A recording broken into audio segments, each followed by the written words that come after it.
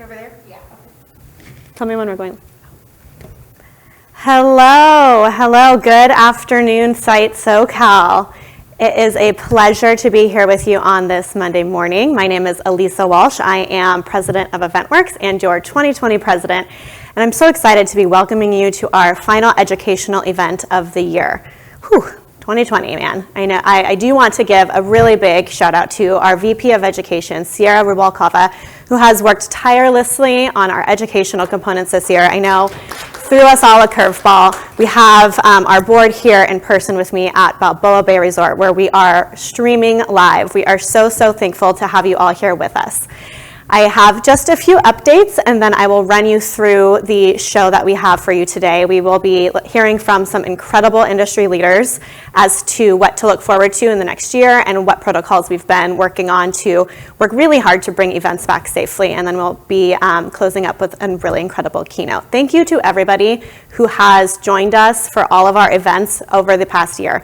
From our Wednesday sessions, which were fun networking, to our pretty incredible town hall meeting at the beginning of the year, and concluding with our diversity and inclusion message 2 months ago, which was absolutely phenomenal.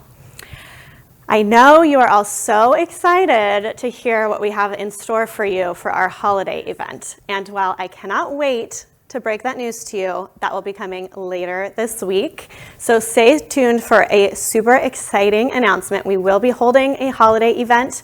I can't tell you anything else other than it's going to be an event of the year, a holiday event like you've never seen. So stay tuned. We'll tell you more.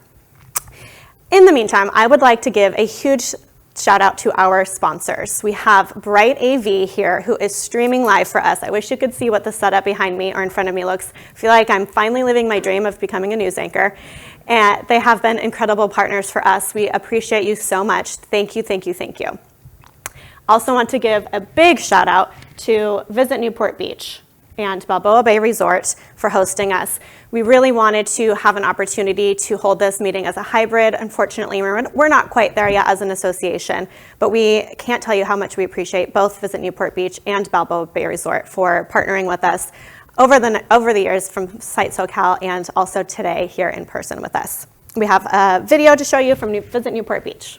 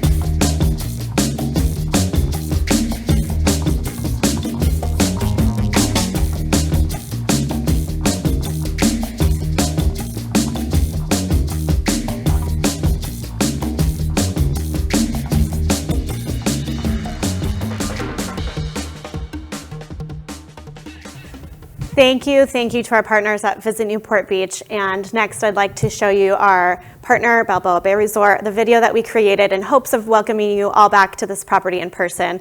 We appreciate your partnership. Stay tuned for this video.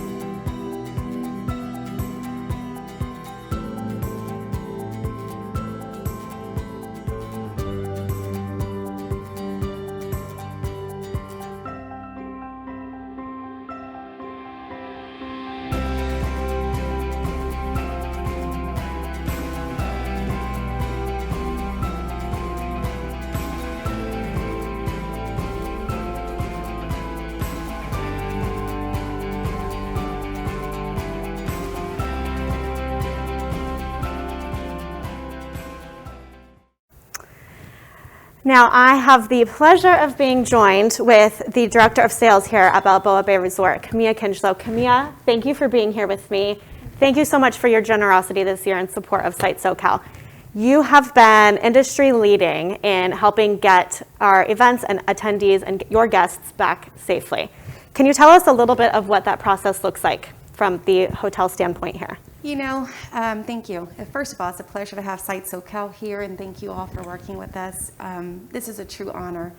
And just looking at what we've had to go through, it definitely takes some team collaboration and understanding, obviously, some of our CDC guidelines and World Health Organization guidelines, and really investigating that, but more so listening to the thoughts of our customers and what their needs are, and also for our staff. I think that's taken a lot of our concepts into how we service accordingly, what makes them feel comfortable, what makes our clients feel comfortable. But more so, it took a lot of collaboration, and it's been really great to see that people are definitely looking forward to getting back out and having meetings again. But it started off slowly, and then we're starting to grow gradually over the time. Fabulous. And what kind of sanitation processes do you have in place to ensure that not only once guests arrive on property, but upon departure, it is a safe process throughout the program? Well, it starts obviously with our staff. So of course it's about their safety as well as making sure that they're healthy to obviously service most of our customers as well. So we do various different things on a human resources level of temperature checking our guests, obviously COVID testing, things of that nature. So we do that on a daily basis when it comes to our staff coming in and indoors and out of the property. But over the course of the last few months, we took some time to look at obviously how do we sanitize our meeting spaces, our guest rooms, and our public areas, but also how do we communicate that to our guests so that they feel comfortable. Not only do they see us doing it, but also recognizing some of the steps. So when you're looking at some of our meeting spaces, after the guest or meeting spaces are set, we actually have an electrostatic fogger that comes through after the room is set. We completely fog the entire area, completely sanitize everything from the tables, the curtains, the floors, etc. Completely allow it to fog the entire space, close off that space so that no other guest actually enters into it, including our staff. What you'll notice that outside of each of our doors of our meeting spaces is our own hand sanitizing stations as well. But then as we get through our food and beverage processes, you see that our guests, our staff are wearing goggles, they're also wearing facial masks, or they have facial shields. But as we get through the plated dinner or lunching services, you'll notice that our staff are actually changing up gloves. So for example, if they have a first course, their gloves may be white. By the second course, you'll notice that the gloves are black or gray. So that actually represents and signifies obviously to our guests that our staff are changing gloves. They're not the same, so it gives them that level of comfort. In addition to that, we make sure that our guests are not entering inside of the doors and exiting, so they actually have an entry point and an exit point as well. Fabulous. That's the first I've heard of the glove idea. I absolutely love that. Love what that shows the guests, that you really are taking that extra precaution. How has that changed to your food and beverage service? Well, it's a learning lesson for sure. It's definitely heightened our food and beverage experience. But what we have also done is we've actually pulled back some of our things as well. So for example, we don't offer buffet services. Everything is a plated option. So it's traditionally going back to our old school fine dining services. So if you recall being in a fine dining restaurant, you didn't actually have a buffet. So we took away buffet options. We're plating everything from hors d'oeuvres to your luncheon, your dinners. So it's actually heightened the level of service. I think our guests are loving that. But it definitely has been something to work through, for sure. It's a little bit of a work in progress, and once we got through a few of those, our staff is actually loving it, and our guests are loving the presentation as well. Fabulous, and I can attest to that. I know our board was fortunate enough to have a luncheon here a few months ago, and what I absolutely loved was instead of a first course, we had small individual, or instead of tray passing items, individualized platters placed in front of us with little bite-sized pieces, and that was fabulous. I can say we have all felt very safe being here, feel very confident in your team's capabilities. So thank you for all that you have done. Thank you. I know you have worked tirelessly to get here, so we're so proud to be a partner of yours. Thank you.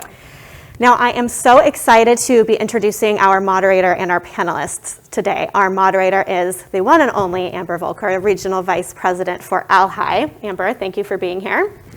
We have Camilla as our Director of Sales from Balboa Bay Resort. To my left, Shelley Archer, Managing Partner for 360 Destination Group, and Nikki Wilbur, Associate Director of Events for the Milken Institute. Amber, I will turn it over to you. Ladies, when I step away, you will officially be 6 feet apart from each other, so feel free to demask if your comfort allows. Amber. Thank you.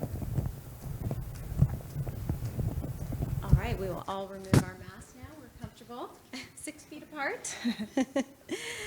Well, first of all, I am extremely excited to be here today to lead this fantastic panel of professionals about the shifts that we are having to make in our current environment for our industry.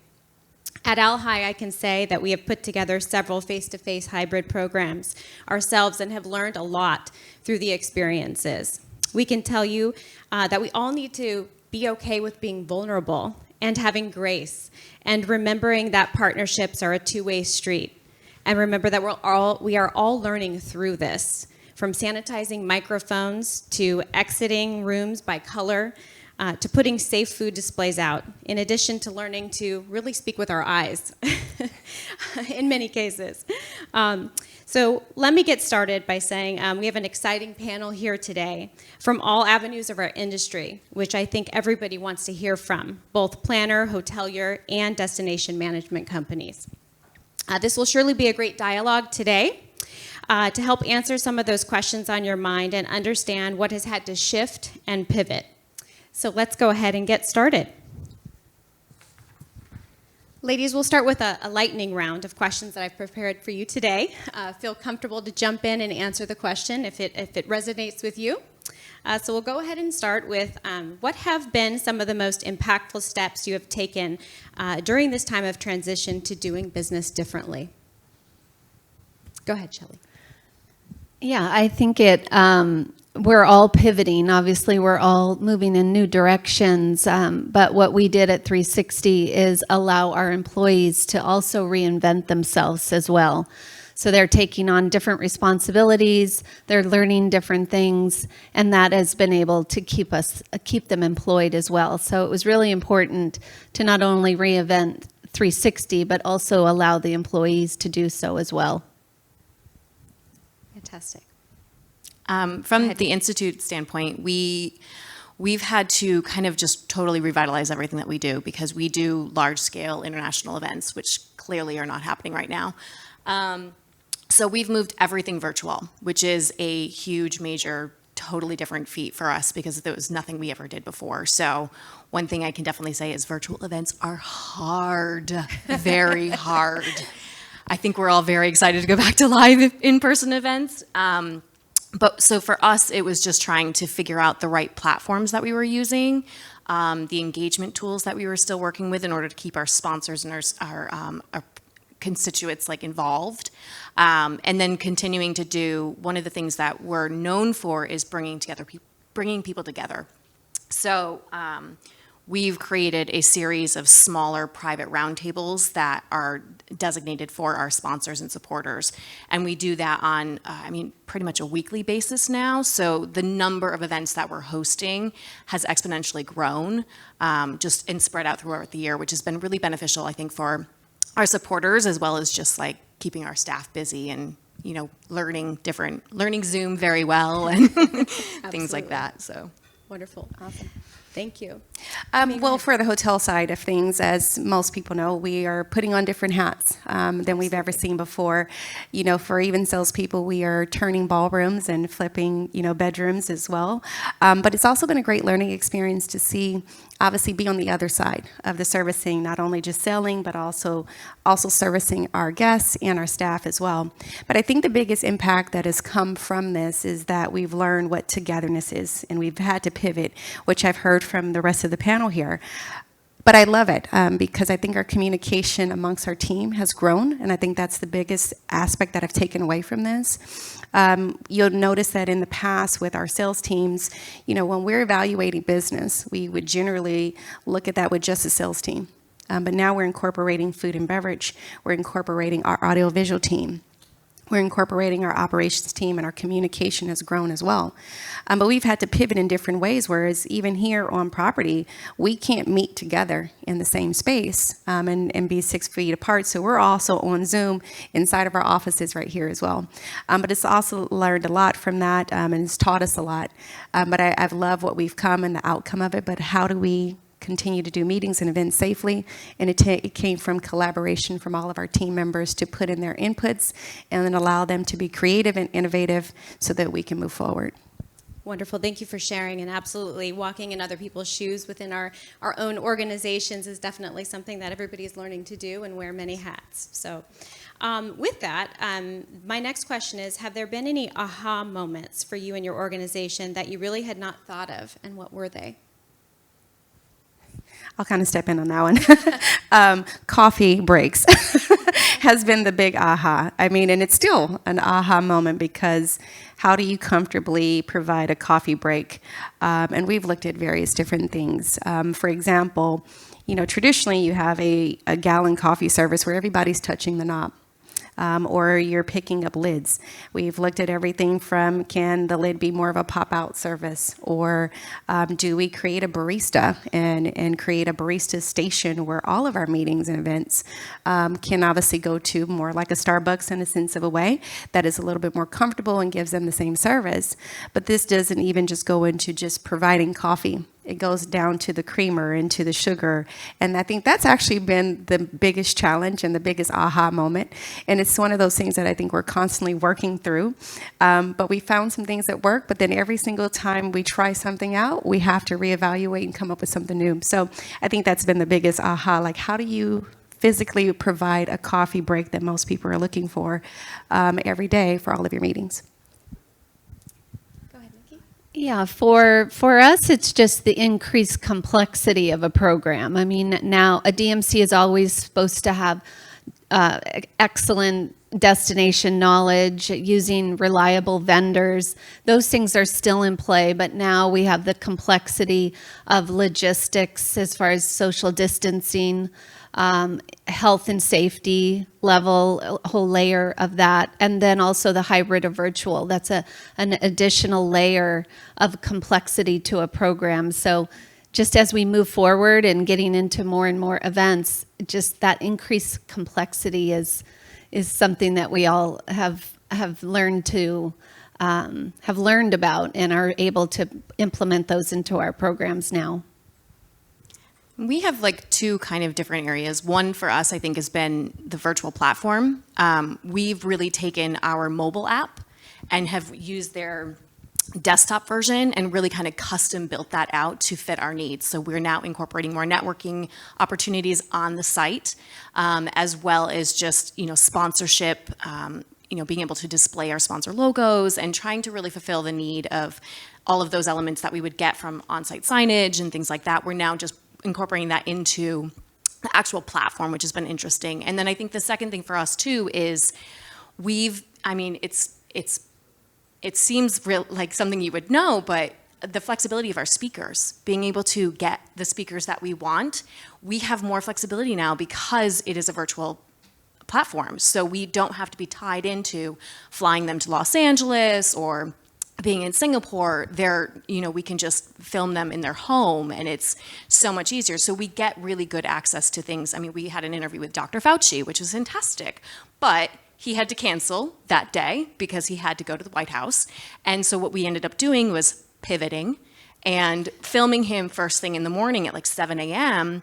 and then being able to air that at our 10 a.m. session that he was supposed to originally speak. So having that flexibility has been like kind of really, really amazing for us. Thank you so much, Nikki. And I'm going to go to our last question that we have for our lightning round, and then we'll go to individual questions. Can you tell us about the most recent programs you have operated, the month, the size, scope, and location, and how those went for you? And how did you evolve their program so that they could meet in person? For 360, we have 17 offices throughout the United States. So we have Texas office that are actively doing live events. But for this purpose, I'll talk about a group we did virtually, which was an incentive-based group that was supposed to go to Italy, and unfortunately they were unable to go. It was 25 top producers. And so we sent ahead of time a care package that included meal prep, wine, a pasta maker, a food processor, etc. And then they weren't really sure what was coming, but we started the event with some Italian singers, and then we surprised them with Chef Fabio from the Top Chef winners. So that was an exciting program, and we incorporated obviously their spouses, but also their children, because oftentimes we're finding that the home is where this is taking place, and so we have to incorporate that as well. For the Institute, we have a global conference, which is our largest event. It's 5,000 people, 4 days, normally takes place in Beverly Hills in April. Obviously, this year has been quite different. We postponed it like 3 times, I think. And then we just completed it in October. It was an 8-day, fully virtual event. It was exhausting. It was also East Coast time, so I was up at 4:30 in the morning every single day. But we had over 114 virtual sessions that spread across Europe, UK, the US, as well as Singapore and Asia. And then it was, as I said, it was fully virtual. So that event was our first kind of major virtual event. We did do a summer series in June. That was our first kind of tryout of virtual events. That was about a week long, and I think we did like 40 sessions. And then we have Asia and what would typically be our health in DC. Both of those programs are in December, and they're both virtual. However, Singapore, we will have about 5 smaller in-person events, probably like 30 to 50 people that are sanctioned by the government. So we know that we're like okay to do those. But we're not really planning any other in-person events at this time until, we get a little bit more insight into what we can actually do. Okay, thank you, Camilla. Awesome. So recently, on October 26th, I believe it was, we actually had one of our local companies who's a well-known food and beverage company who was celebrating their 72-year anniversary. And this anniversary was really to commemorate their staff. It's their annual awards dinner. This local company actually has fast food restaurants all over the globe. And I believe they're also a partner of Alhigh's as well, which is really fantastic. But what I loved about this is that this particular program was supposed to be 3 days long, encompass guest rooms as well as day meetings, but mostly the biggest outcome is it was supposed to be about the anniversary dinner, which was supposed to be for about 350 people. Generally, that was seated very well in our ballroom, but what I loved, and I'm so gracious to this company, is that they worked with my team and our general manager. All of us came together and put our minds together. We did allow them, obviously, some flexibility with their guest rooms because guests can't travel and come in, but what we did is we found a way to encompass all of our outdoor space. Gratefully, our resort has so much outdoor space here that we were able to seat 120 people outdoors, obviously keeping with that CDC guidelines with the natural airflow, and put them on 5 different terraces, really close encompassing in the same vicinity. But to be able to host 300 people for dinner, what that looked like is we actually did the dinner in 2 series on the same day. So we started off with one, starting about 3:30, where they had a small, light reception. Again, everything is plated or stationed, and then we turn around and flip that same entire dinner and did it again at 6 o'clock. But it was such an amazing outcome. The president came and spoke. They did a massive event ceremony where they had lots of audiovisual on property. Each of the recipients were still able to be awarded by their CEO and president, which was huge. They were able to bring their spouses, but instead of having 350 at one time, we took the time and spread it out throughout the day. All of their team members were so excited to be here in person, but more so it was on a wonderful weather day, and to be able to do that outdoors. So it was a huge accomplishment. I think even our chief financial officer said it gave me chills just to see like things almost back to somewhat normal. And although we did it outside, but it was such a huge accomplishment for our team, and just to see that be able to pull off. But it took literally their company's brains and ours together to collaborate. How do we make this happen so that their team members were still awarded at the end of the year?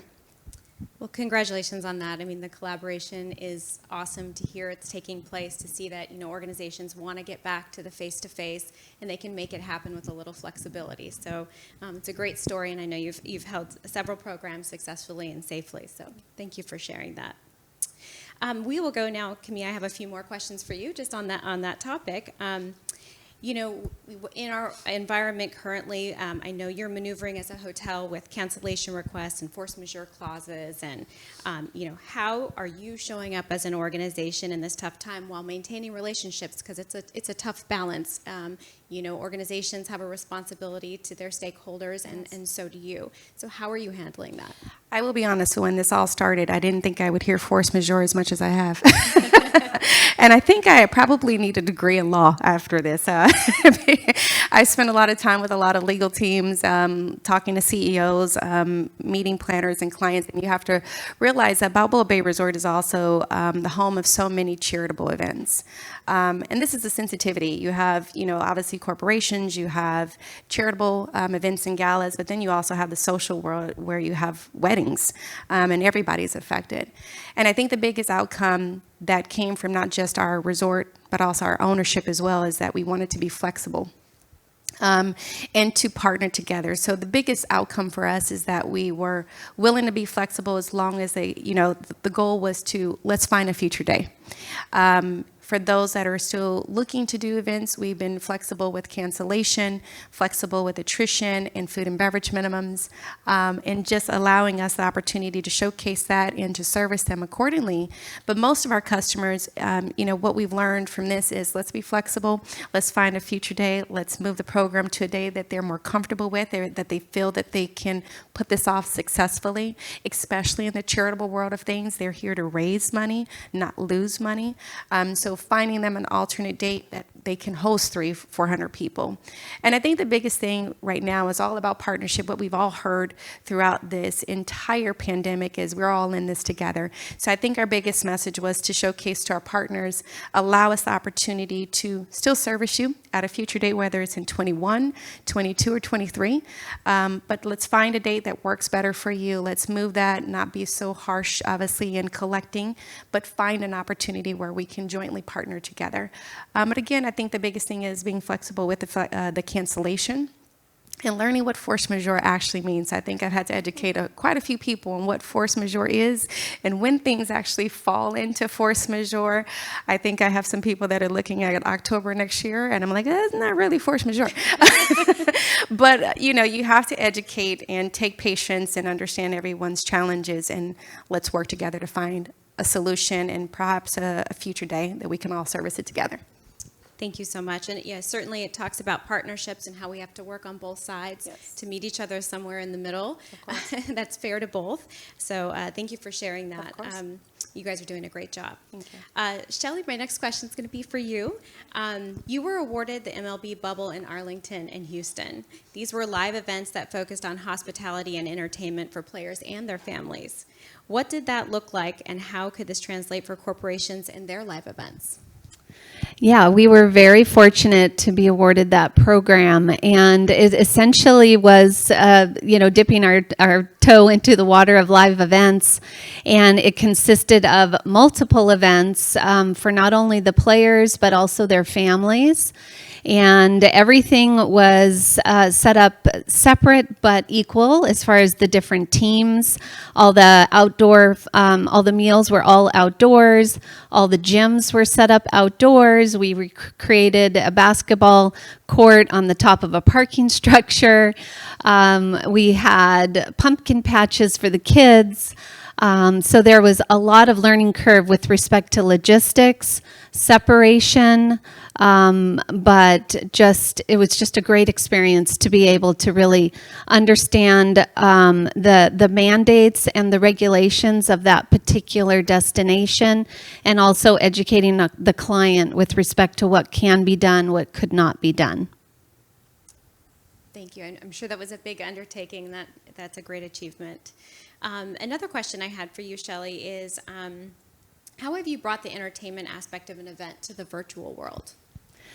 Yeah, it's kind of interesting what you were referring to is having that flexibility now that we're virtual, and 360 will probably handle about 100 virtual events in 2020. So we're definitely getting into understanding what that means. But with that, typically, you're in a destination and you're providing entertainment from that destination, but now we're able to pull from all of our destinations. So whether that's an LA stylist or a backstage Hamilton experience in New York or an amazing musician from Austin, we can pull all of those experiences and provide those opportunities to a client for their particular program. So in essence, yes, we have so much more flexibility, and we're relying on our local expertise in those destinations to bring those options to the client. Thank you. Those are great examples.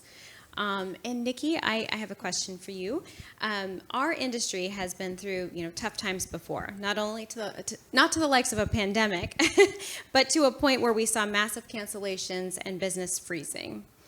A trend started where, organizations would just say, we'll meet safely virtually, but soon after we realized after that happened, you can't really accomplish everything that you want to in a virtual platform as a long-term solution. Knowing that as an organization, you have to get back to the face-to-face meetings. What are the discussions like for your team?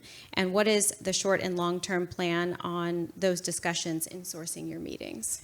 Yeah, it's a great question. And, it's constantly evolving every day, essentially.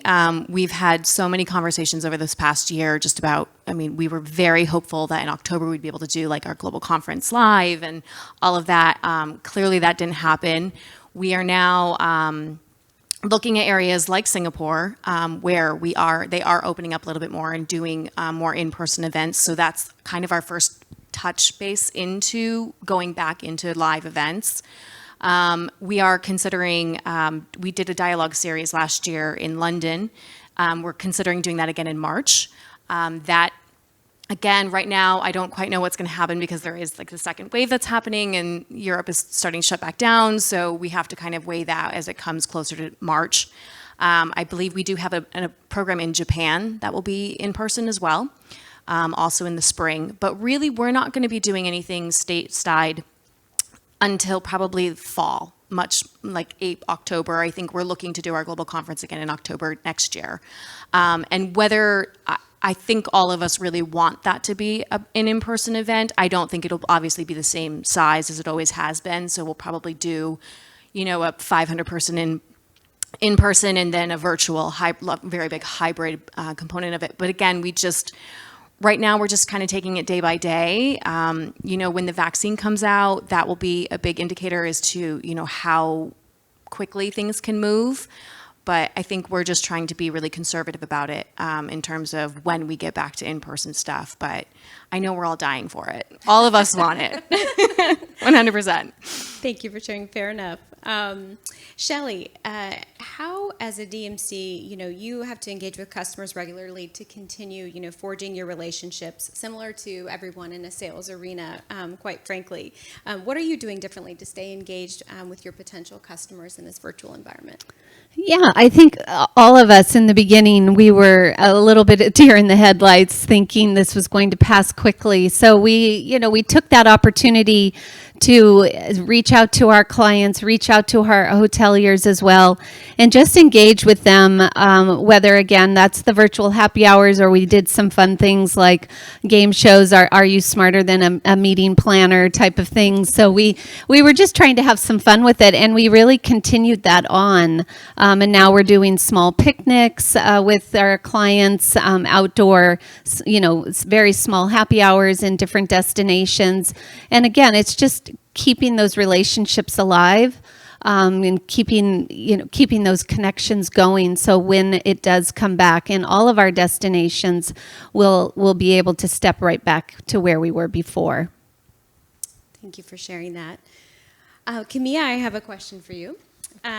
So, with all of the shifts that we're talking about and the pivoting and the wearing many hats, it's really important to keep your teams motivated. So how are you keeping your team motivated with the longer hours and the wearing of many hats, and just in general, what is your secret to your success here at Balboa Bay? That's a wonderful question, actually.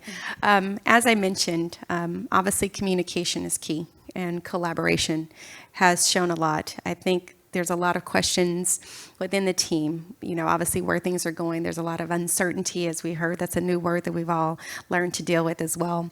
But I think keeping the communication has been key, making sure that my team feels like they're part of one team. We're all in this together to find a way to resolve situations and talk through them.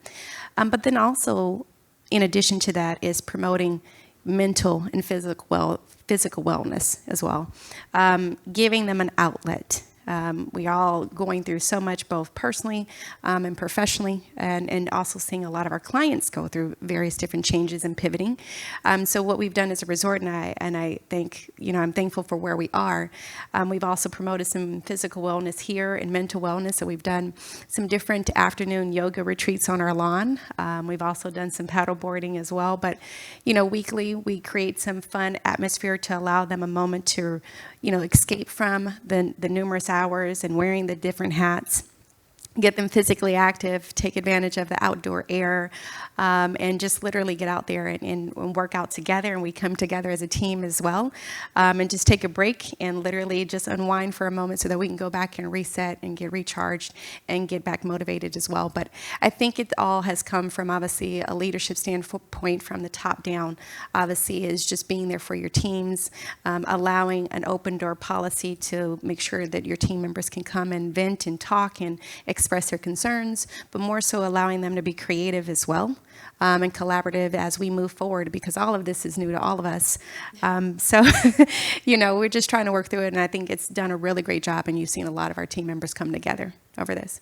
Excellent. And I think, one of the questions that comes up too is, as we see throughout many organizations, it's a smaller staff, but you're doing more. How, and what is your mission and your mentality for your organization in terms of keeping service levels at the level that you want them? I think the biggest thing about service levels is that we really had to engage and make sure that we have the appropriate staff. We want to make sure that our guests and our customers don't feel like service is lacking. When you are 4-star, 4-diamond property, you have to keep that level, and our guest expectation is of that. So I'm thankful for our ownership that we have, because we were able to bring back, after furloughing some of our staff, we were able to bring back a great amount of our staff. But what that has done for us, it has definitely helped us to not have to suffer in the levels of service. We're nowhere near in the capacity of where we were before, with the number of employees that we've had, but it's helped us to not have to push our staff to the limits where we're lacking in service, whether it's food and beverage, whether it's the guest room experience for housekeeping. We had to find that sweet spot as to how to continue to maintain where we can financially hold it together, but at the same time, it doesn't jeopardize our staff and our clients as well. Thank you for sharing. You're welcome. Okay, we have time for one more quick question, and then we're going to close. This one is for Shelley. As a DMC, you've had to pivot your offering solutions clearly. And how have you done that to be more relevant for what organizations need right now? What different services are you offering? Yeah, I mean, once again, we're charged with knowing that destination knowledge, with providing strategic and very strong vendors as well. But again, it's more just bringing very unique opportunities to the table, and we're really to be able to pull from all the different destinations. So providing some very unique opportunities that a planner might not have considered in the past because they were in one destination, and now it's almost the world is your oyster to be able to pull from all these different destinations. We're out there talking and communicating with our vendors to really understand what virtual services are available, and so we're able to provide a bunch of different just great unique opportunities to the client. Fantastic, thank you. Well, I want to thank all of you here today. Thank you for answering all of our questions. I think they will be very helpful to the audience today. So please feel free to our audience to reach out to any one of us directly via LinkedIn or email if you have any questions. I think you have a wealth of knowledge here on the panel from different experiences, and we're happy to answer those questions for you. Thank you. Thank you so much, ladies. That was wonderful, phenomenal. Nikki, Shelley, Camilla, Amber, you are all leaders in our industry in your respective areas. I learned so much about how we can arrive back into safe events and what that looks like, the challenges, the ahas, and ultimately how we can do so safely moving forward. And we very much look forward to doing that when we are able to here in our own state. Thank you for all of your input. We are going to take a quick 5-minute break. Feel free to grab some lunch, take a drink of water, do anything you need to do. We'll be back in 5 minutes with Tia Graham talking about how to arrive at happy in 2021. Thank you. 5 minutes.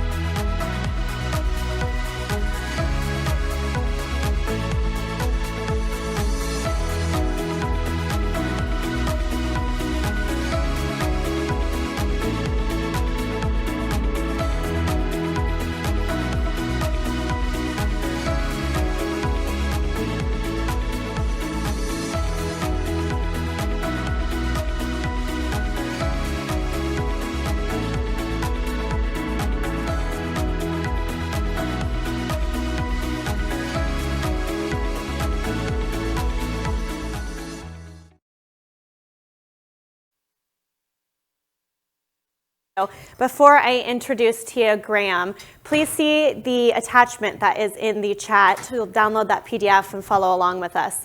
It is my honor and pleasure to be talking with Tia and hearing what she has to say about arriving at Happy. Tia Graham is an inspirationist and the founder of Arrive at Happy. With multiple certifications in neuroscience, positive psychology, leadership coaching, and employee morale, she has supported leaders at dozens of global companies throughout her company at Arrive at Happy. Prior to running Arrive at Happy, she led sales and marketing teams at luxury hotels in the United States and Turkey for brands such as W Hotels, Westin, and The London. She has a business degree in tourism from the University of Hawaii. As a certified Chief Happiness Officer, she can help CEOs and Chief People Officers with leadership and employee engagement to experience positive culture transformation through utilizing her evidence-based Business Accelerator program. Please welcome Tia Graham. Thank you.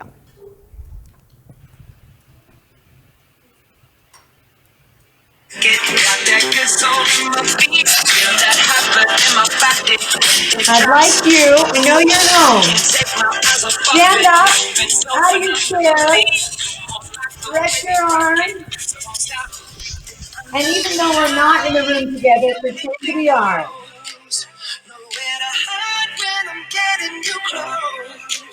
When we move, well, you already know. So just imagine, I can see but you when you dance.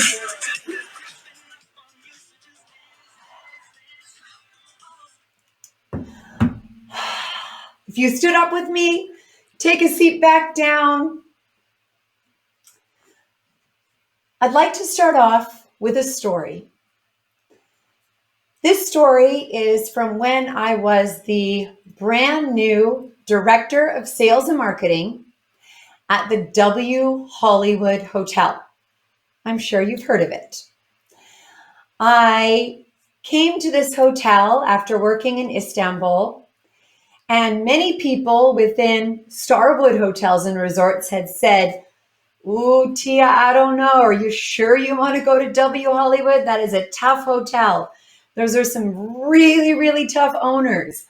There's a nightclub on top of the hotel that shakes the entire building and keeps people from sleeping in their hotel rooms. Are you sure you want to go be the Director of Sales and Marketing there?" I said, yes, I do. It was about 3 months in, and I had been working my tail off. I was there morning, noon, and night. My weekends were full with work. There had been a lot of turnover in the sales team. There had been a lot of turnover in operations. There were challenges everywhere. It felt impossible. The owners of the hotel, although they were in Connecticut, were breathing down my neck. Were breathing down my general manager's neck. We were on calls constantly. Revenues were not where they needed to be for the hotel. It was extremely stressful. I was overwhelmed. I was very stressed. I was angry and tired and felt like I was doing everything to just keep my head above water in those first 90 days. I remember one night coming home to my apartment in West Hollywood, and my husband was there at the dining room table working on his laptop. And I walked in the door and I just collapsed on the couch. Tears streaming down my face, hitting my green dress. I can't do this. I can't do this anymore. I can't do this anymore. I am failing. I can't do this job. I shouldn't have taken this job. Tia, this is only your first 90 days. It's a difficult hotel. You have difficult owners. No, what they want is impossible. Their expectations are not realistic. I can't motivate the team to do what these owners want me to do. It's insane. Tia, there's no better director of sales and marketing in LA to do this job right now. Go talk to your GM, Leon. Okay, fine. I'll do that. And the next day I went in shaking, and I had coffee with my boss at the time, Leon Young. And I sat with him in the huge lobby of the W Hollywood Hotel and said, I want to work here. I want to be successful, but I can't work in these conditions. I can't be on ownership calls 5 times a day. I need time to be with the sales team. I need time to be with the customers. I need some space to be able to make some forward traction. I need some space. And if the owners cannot do this, I'm not the right director of sales and marketing. I was shaking. I was terrified. I'd never had this type of conversation before, especially after only starting a job after 3 months. Leon, my boss, looked at me and said, Tia, I understand what you're going through. I'm going through it too. They also don't leave me alone. I will talk to Starwood Hotels, our team. I will talk to the ownership team, and we will get some of these meetings and some of these phone calls off your plate so that you can do your job the way you know how. Leon, thank you. I will not let you down. From that day, I became happier. I felt more hope in this job. I felt more optimistic about the future of W Hollywood and of my sales team.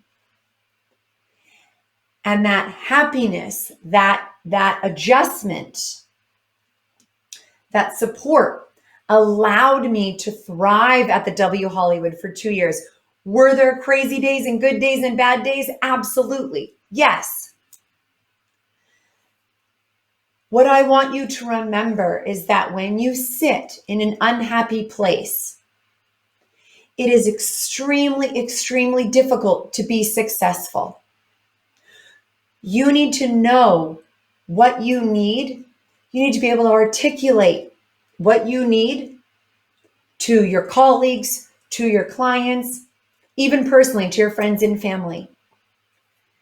Because what studies have shown is that when you are happier, when you're more well, you're going to be more successful in all areas of your life. I am going to teach you how to arrive at happy in 2021. My name is Tia Graham, and yes, for 15 years, I've worked in hotels in Hawaii and New York City and Istanbul and in Los Angeles.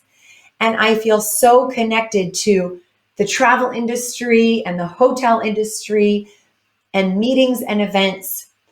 It will always be a huge part of who I am. I met my husband in a hotel, actually. And I know that 2020 has been such a challenging year for you. I know that there are so many events and circumstances out of your control that have been affecting your career, that have been affecting your family, your friends, and your community. What I'm here today is to inspire you to know that you can always become happier. It's a lifelong journey, and that there are proven ways to do so, which I'll take you on that journey. I started my company, Arrive at Happy, 4 years ago because I was in a really happy place.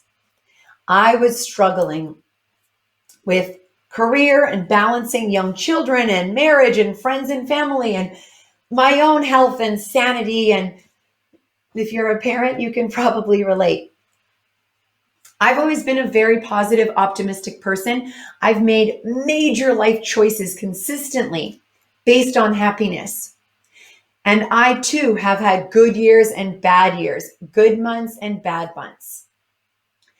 4 years ago, when I was in a really, really low place, and I didn't know if I was going to continue to be this happy, optimistic person, I went on a quest. And I was searching for the answers to the question, what makes people happy? What makes life worth living? Why are we here on this planet? How can we thrive? And I accidentally discovered the science of happiness. I had never heard of it before. And I thought, wow, this would have been really useful when I was, 18 years and onward. But I discovered it around the age of 40 anyway. The science of happiness. What is it? Another term for the science of happiness is positive psychology. And in 1999, the president of the American Psychology Association, Dr. Martin Seligman, said there's something wrong with the thousands of psychologists around the globe that are doing work. For years and decades, we've been studying people that are really unhappy, people with schizophrenia and bipolar disorder and depression. And yes, we've made tremendous strides, and the research was really important. He said we've also been studying people that maybe aren't extremely unhappy, but they're so-so. They're okay. What Dr. Martin Seligman said was, we need to start studying people that are really, really happy and share that information with the rest of the world. And that is the birth of the science of happiness. And so over 20 years, there's been tremendous research, and it continues to happen. And because of this, there's a global happiness movement happening. And Harvard and Yale have happiness classes. They're the most popular classes in the history of the university. I'm a speaker at the World Happiness Summit that happens every year. Positive psychology is coming into universities and high schools and middle schools and into companies. And it is spreading, and I think you'd agree the world needs it now more than ever. So I know you know what a regular gym experience is, right? You go to the gym to strengthen your physical immune system. Today, you're at the happiness gym, and you are going to be strengthening your psychological immune system. And I will say both are equally as important. I want you to know, and I hope you have a pen and paper, because there's going to be a lot of points you're going to remember and share with friends and family. Think about colleagues, clients. There's a lot of people that you can help lift up too with this information. So, happiness, when you increase your happiness, you can increase your happiness with your daily choices. We make over 3,000 choices every single day. And there are choices that you make that can increase your happiness, and there are choices that you make that can decrease your happiness. And of course, I want to give you some that can increase your daily. The Dalai Lama says that happiness is not ready-made. It comes from our own actions. So let me give you an example of how on a daily basis you can increase your happiness. And there are many. In Western culture, we actually have a very dualistic mindset. We believe that the mind and the body are quite separate. And what I want you to know is that the mind and body are always connected. There is no separation. When you are when a human being is feeling down in Western society, maybe going through a period of depression, who do they go see? Possibly a therapist or maybe a coach. A therapist, probably. Let's say you are having consistent back pain. It's like chronic back pain. It will not go away. And you're going to see the chiropractor and you're doing this and you're this, but your back pain is just there. There's a doctor by the name of Dr. John Sarno, and he has written a book called Healing Back Pain. He's worked with thousands and thousands of patients, and they come to him pre-surgery. They are about to go into major back surgery. And what Dr. Sarno does with each of his patients is he doesn't operate on them. He works with them on their mind. He does therapy. He works on journaling. He works on their emotional well-being and their psychological well-being. And he heals their back pain without painkillers, without going to the chiropractor, without getting surgery. Now, some people definitely need back surgery. You're in a car accident. I'm not saying all back surgery doesn't need to happen. What I want you to remember is that what you do with your mind or what you don't do with your mind affects your body. And what you do with your body can positively or negatively affect your mind. Exercise is proven to make you happier if you don't move at all. It's the same as waking up and taking a depressant pill. No one on earth would buy a depressant pill. No one would pay money for that. So make sure you have movement. Adults need to sleep at a minimum of 7 hours a night. It's not beauty sleep, it's happiness sleep. And we need to eat nutritious foods. We need to meditate. We need to stretch. What you do with your body affects your mind. And one more example. There's been so much going on in 2020. Politically, the pandemic, the environmental issues, everything going on in the economy. What I will advise as your happiness coach today is do not watch the news. Every single study has shown that watching the news makes you feel 31% more negative. So I read the news every morning. I look at it midday and night. I'm informed. But the news knows how to monetize our fear, knows that we have a negativity bias because of how we have developed over time, evolutionary. So do not watch the news. It's going to affect your mind and make you feel more negative and affect your body. You can absolutely grow your optimism, and by doing so, you are going to live longer. There was a multiple decade-long study done by Harvard University and MIT, and what the study showed is that optimistic people live 15% longer. Being optimistic and having an optimistic outlook can add 10 years to your life. Who wouldn't want that? What is optimism? Optimism is accepting what's happening. It's accepting that we are in a global pandemic and that jobs and communities, stock markets are affected. Industries are affected. It's accepting everything that's happening. And it's believing that good things will happen in the future. That there is light. Whether it's, in December, in 2021, in 2022. Optimism is not about pretending nothing bad is going on. It's about belief and knowing that there are things to be optimistic about. So when you think about your life, your family, your friends, your work, what do you have to be optimistic about? And make sure you stay connected to that. I want to tell you about a model of well-being that I spent studying for a year. Dr. Tal Ben-Shahar, who taught happiness at Harvard for years, left Harvard and created his own school called the Happiness Studies Academy.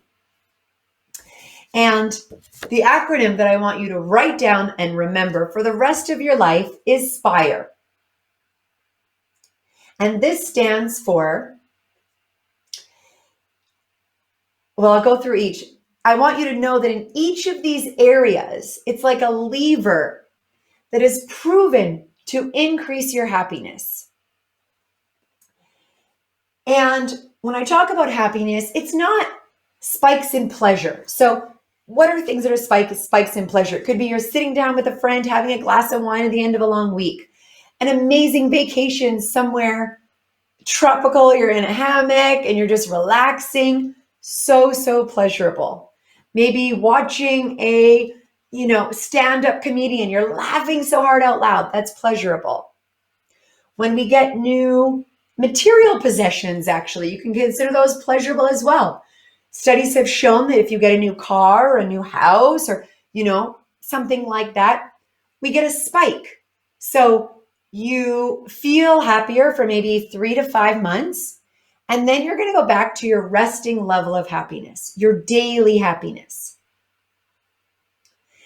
And some people ask me, is happiness genetic? Do you get it from your genetic history? And the answer is yes, partly.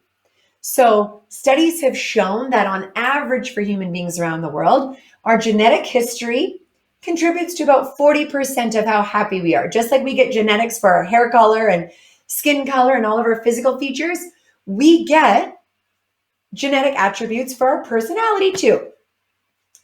Around 50% of our personality happiness comes from genetics, right? Not just your mom and dad, your whole genetic history. Our life circumstances also play a part. So where you live, what you do for work, etc., all sort of the circumstances in your life contribute about 10% to how happy we are. So if genetics is about 50 and life circumstances is about 10, what's the other 40%? The answer is our choices. And what's so amazing about this is so much is within our control. There are so many choices we can make that can increase our happiness. So back to the SPIRE model of well-being. The S stands for spiritual well-being. So this is living with, it can mean your religion if you're religious. It can mean your spiritual belief connected to a higher power if you believe in that. Spiritual well-being is also about feeling like your life has meaning and purpose. And this is personal. You might get meaning from taking care of your elderly parents. You might get meaning from parenting. You might get a lot of purpose out of work. You might get a lot of meaning from spending time outside or helping out your local animal shelter. Studies have shown that as long as we have an hour of meaningful and purposeful work activity in our week, it creates a halo effect for the rest of the week.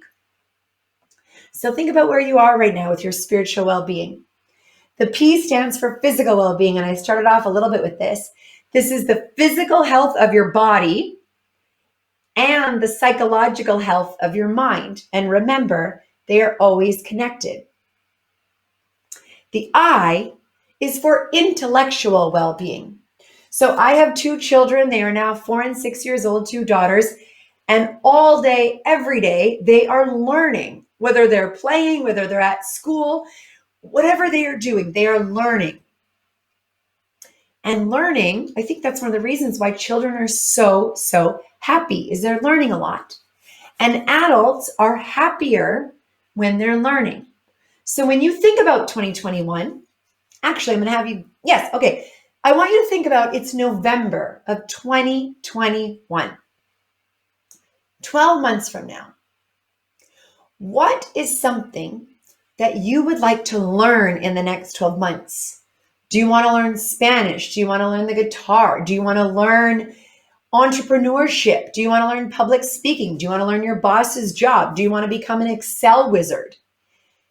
What matters is that it's something that's interesting to you, something that's challenging and interesting to you so that you can grow.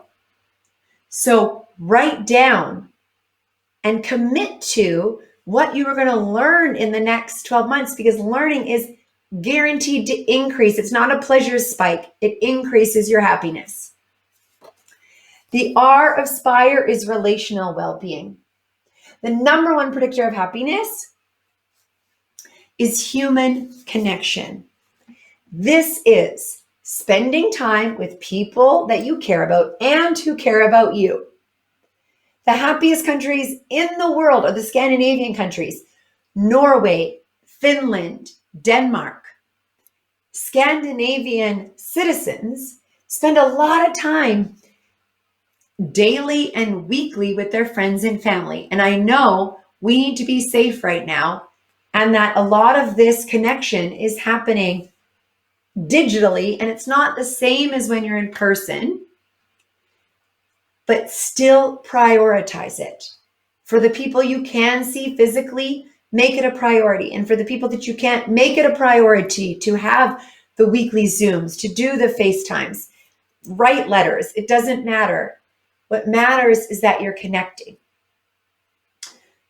Relational well-being is also about the relationship you have with yourself. So this is self-care and self-love and knowing oneself and taking time to reflect on what's working in your life and what's not. Dr. Tal Ben-Shahar calls this reflection. You act, you go out maybe, and then once a quarter you stop and you really reflect. What's working? What do I need to change? Where do I need to shift? Relationships are super, super important. Make them a priority. It'll make you happier, which will make you more successful. And then the E of SPIRE is emotional well-being. And I really wish I learned this in my teenage years. Emotional well-being is about growing and savoring the pleasant emotions, such as excitement, love, joy, calm, serenity, peace. These are some examples of pleasant emotions that we can grow and we can savor them when they do happen. Take the time to savor them, knowing what makes us happy and doing those things. Emotional well-being and the science of happiness is also about the painful emotions. You know, we were all together in a room and I would say, raise your hand if you've had some anxiety in 2020, all of us would be like, yes. Raise your hand if you've had some stress in 2020. Yes. Maybe some anger, maybe some sadness, maybe some guilt, maybe some fear. We all have painful emotions. Well, there are two types of people that don't have painful emotions. One, psychopaths. I guess they're lucky or unlucky. They don't feel painful emotions.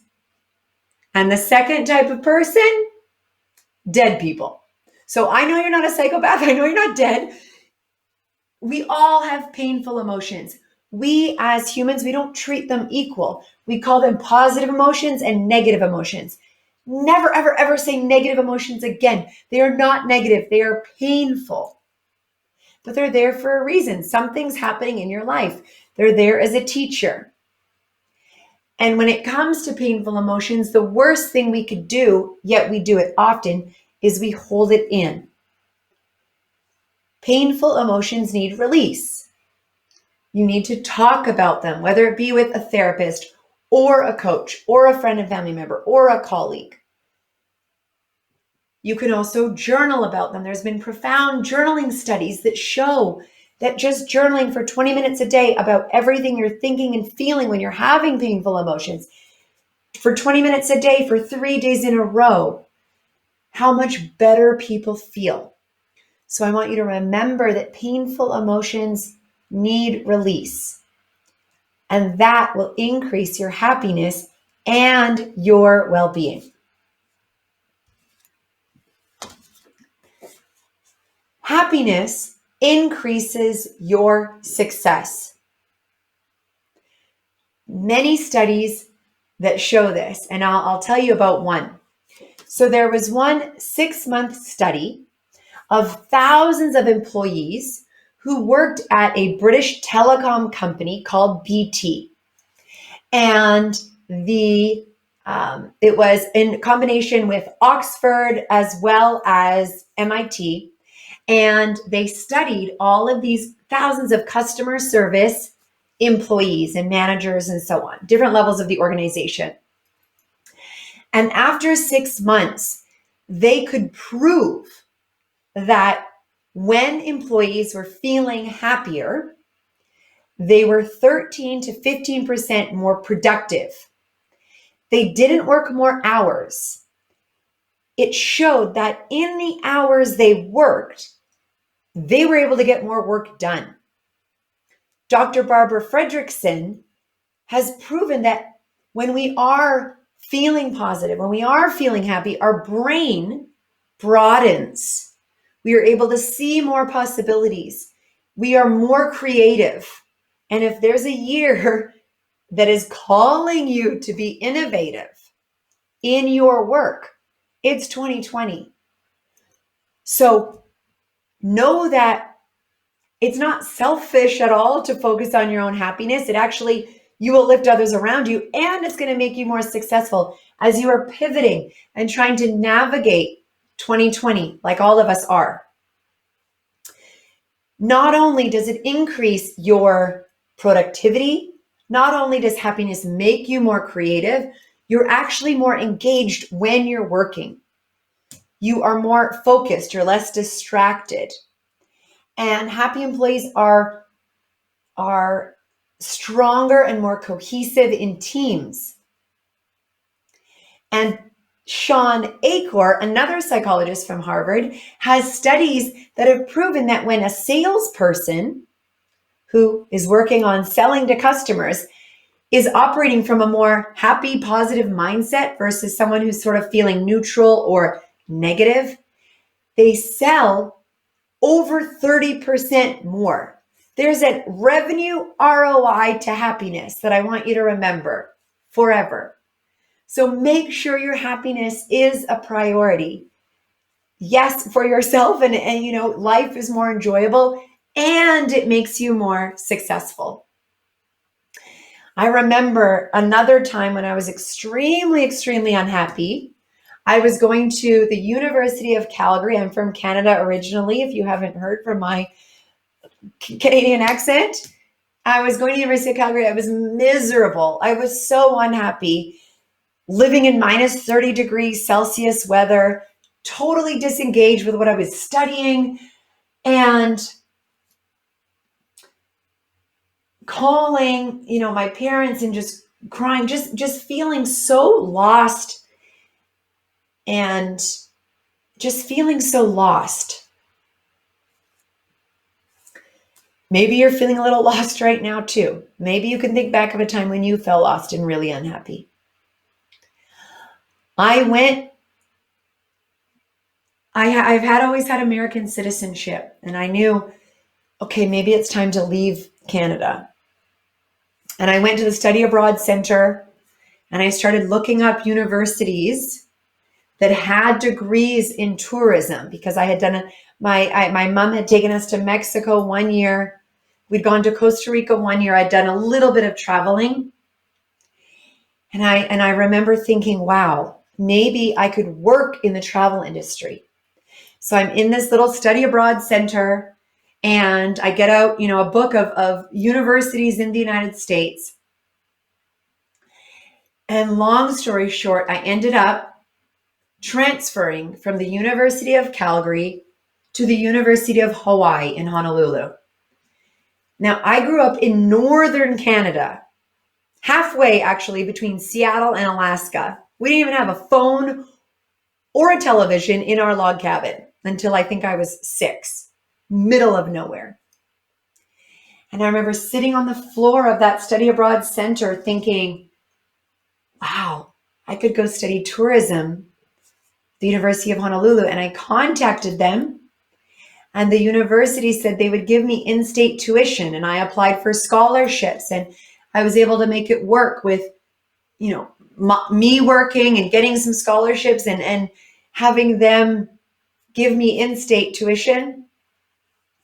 And I transferred to the University of Hawaii at the age of 20.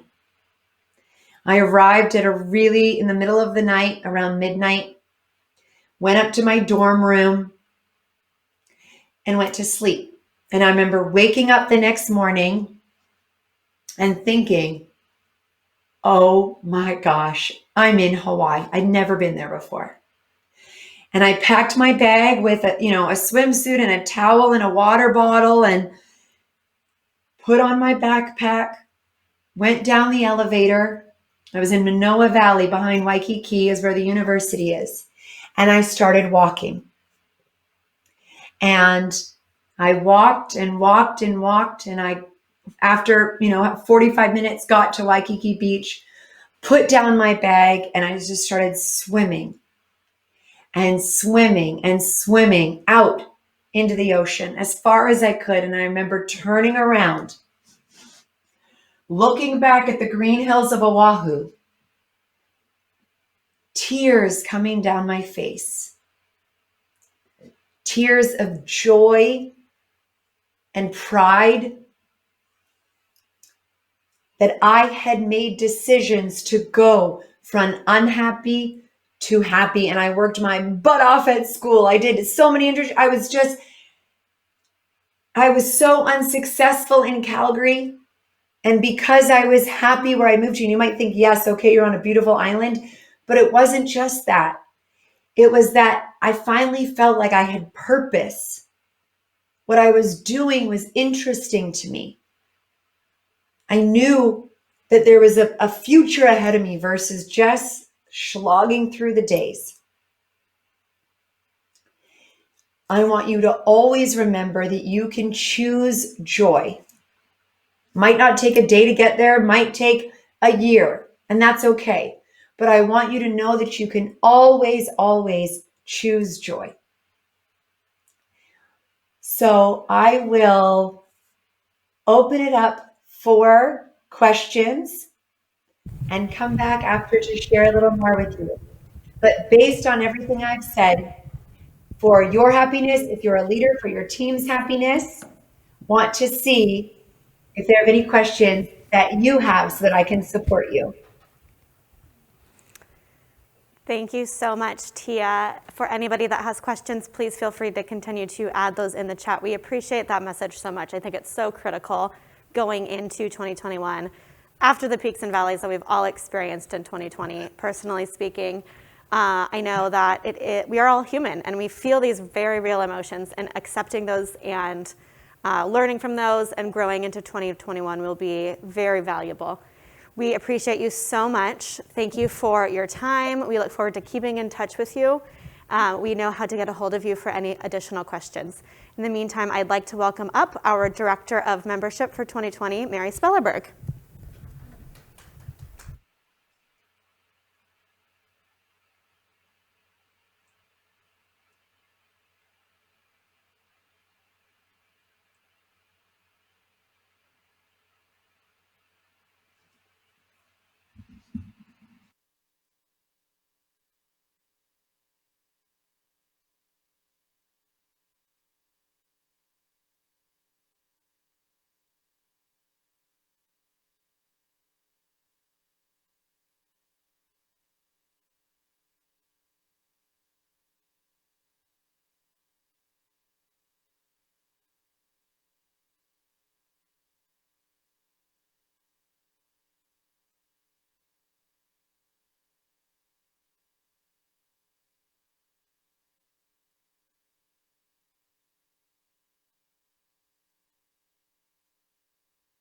Will contribute 75% of the membership fee, and you'd be responsible for 25%.